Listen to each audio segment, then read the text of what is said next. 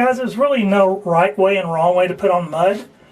And I wouldn't get too much of a perfectionist on your first try, your first application, because you can waste a lot of time. You're not ever going to get it just perfect. I've seen videos where guys come along and they've been doing this for like ever and a day, and that's all they do.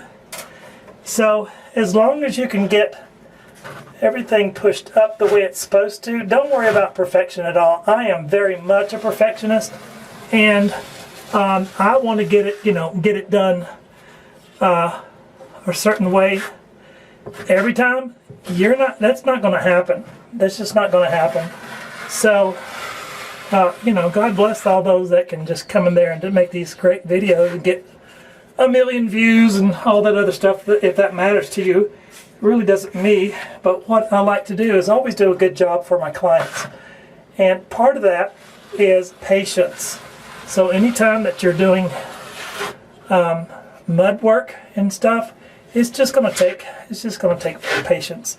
Don't try to get things perfect your first time, because that's just not how it goes here.